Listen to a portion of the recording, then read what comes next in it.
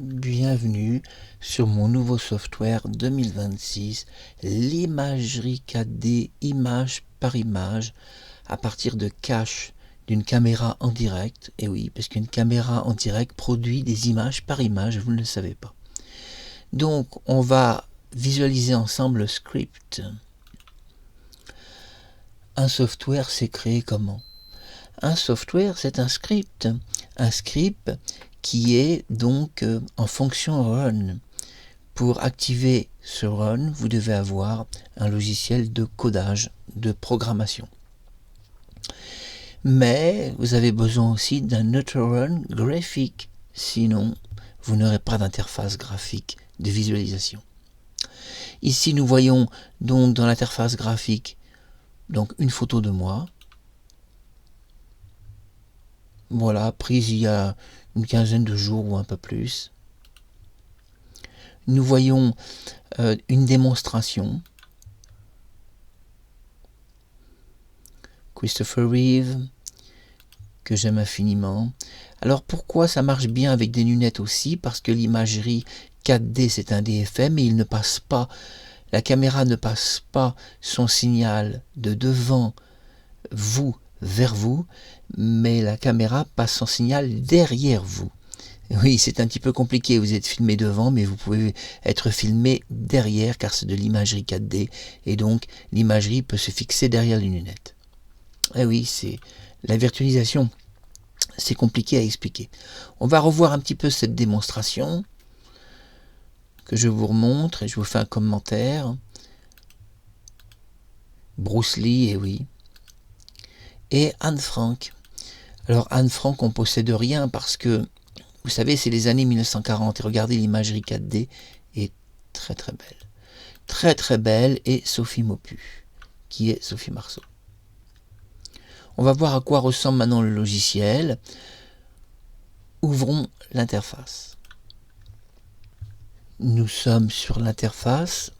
Et oui, l'interface est apparue. Donc, je vais choisir maintenant une source de visage.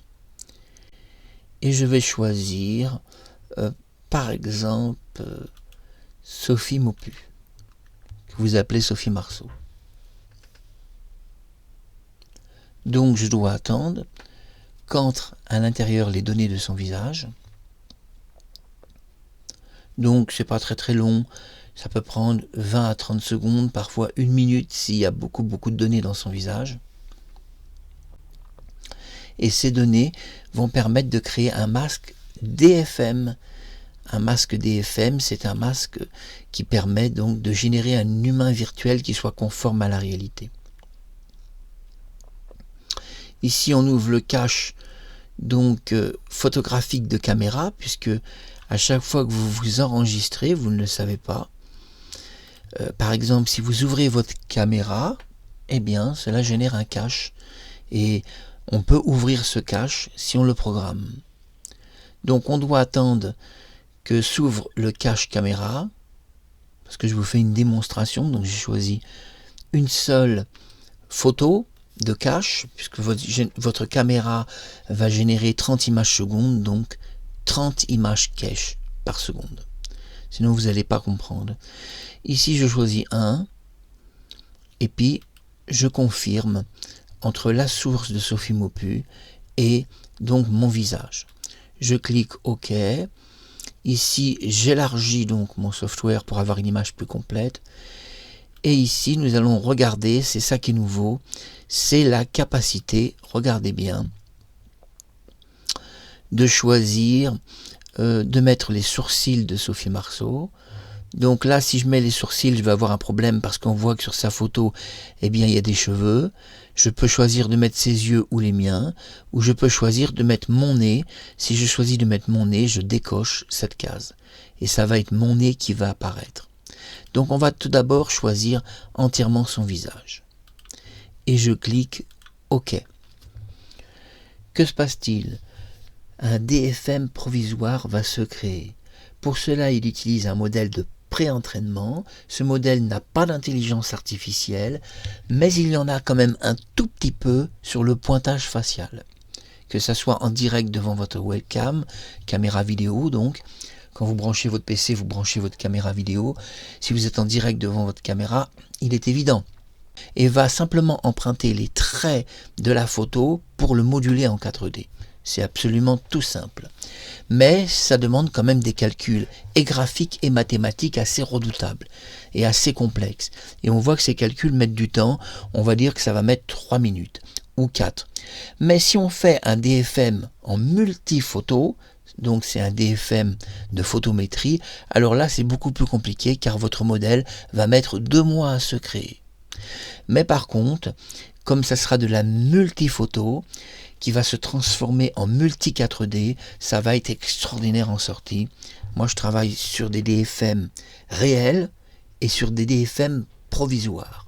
L'avantage du DFM provisoire, c'est qu'il n'est pas de mauvaise qualité, il est de même qualité identique, sauf qu'on ne peut pas le conserver. Le DFM va s'auto-détruire quand le logiciel va s'arrêter. C'est ça le problème. Il ne se conserve pas le masque en 4D, il est entièrement détruit et donc pour le recréer, à chaque fois on doit remettre une nouvelle photo de la personne que vous aimez. Ça prendra pas non plus beaucoup de temps, vous voyez c'est fait. Alors pourquoi ça a été un peu long? Parce que c'est de l'imagerie 4D. Et si nous regardons de près, on voit en 4 dimensions le visage de Sophie Maupu, vous voyez, son visage a été généré en 4D. Alors, il y a un petit artefact de sourcils, regardez bien. Vous voyez les sourcils, il y a un petit artefact. Alors, dans mon logiciel 2026, est incorporé l'anti-artefact. Je vous présente l'anti-artefact, le voici. Je vais le placer comme ça devant vous. Et je vais marquer que ici il y a 2 artefacts à droite et à gauche du sourcil. Et je redemande la création du masque en 4 dimensions. Alors les artefacts vont être légèrement détruits, pas complètement quand même, légèrement, pourquoi? Parce que là j'ai un peu exagéré, j'ai choisi une photo de Sophie où on voyait ses cheveux directement sur ses sourcils, et là le masque DFM en version provisoire peut pas générer un front s'il ne le voit pas. C'est de l'imagerie 4D qui a besoin de photométrie, qui a besoin de voir les choses. Donc si je lui demande de créer quelque chose qu'il ne voit pas, c'est pas gagné pour lui. Donc il utilise une partie faciale de mon visage, de mon front, pour faire le parallèle. Mais évidemment, c'est pas aussi parfait que si on choisit un visage dégagé de Sophie. Vous voyez ce que je veux dire? Donc je vous conseille toujours des visages où il n'y a pas de cheveux qui traînent un peu partout.